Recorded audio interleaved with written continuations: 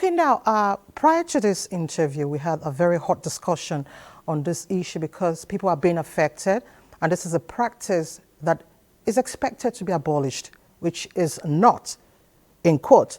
But really, the issue of sensitization and education came up. Let's bring this to a bigger table, a national discourse.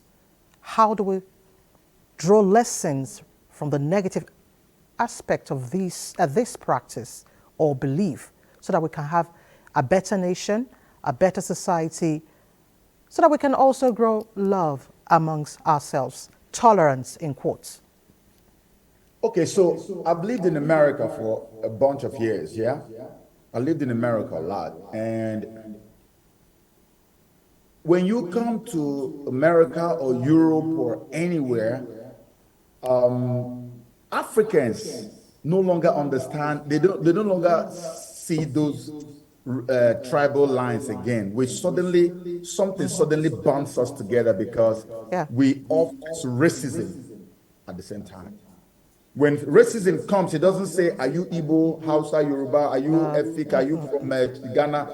They lump all of us into as one, and we go through it at once. Now, bring it down home today and see how it feels that people who share the same destiny with you, people who share the same culture and tradition with you, you grew up knowing them as a baby. This is coming down home. It is so repugnant. It is so distasteful. It is so horrible. I mean, when I think about it, I don't know how to wrap my head around that.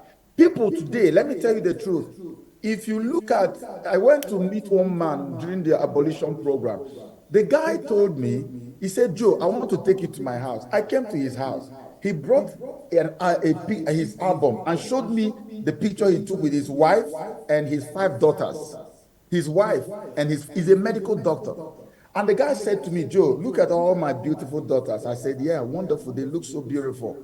And he said to me, do you know that none of them married an Igbo man? I said, what? He said, none of them. And all of them had their first date. Their second dates were Igbos. But none of them ended up with an Igbo person. Because the moment they date an Igbo person, they will get to the point where the question pops up. They find out, boom, they cut it off. So 5 daughters, all married to either Edo or Yoruba or somewhere.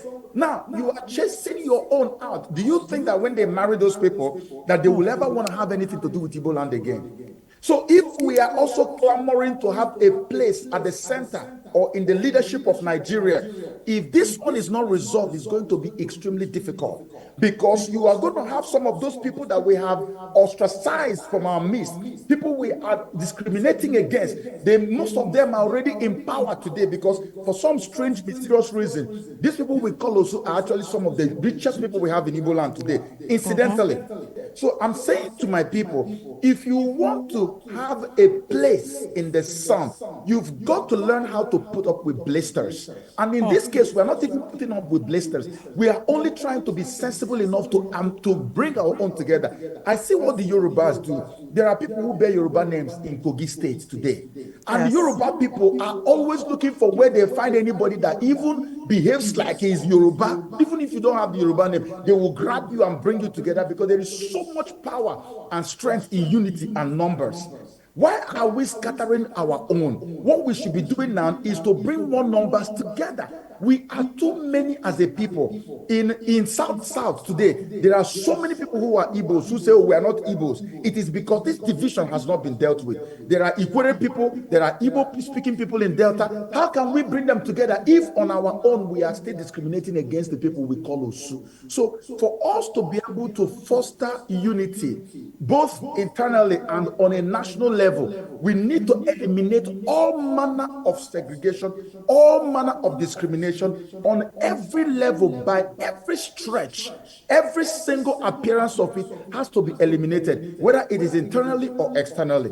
It does not bode well for anybody. That's why I am on this journey, to make sure that we see the end of this in my lifetime.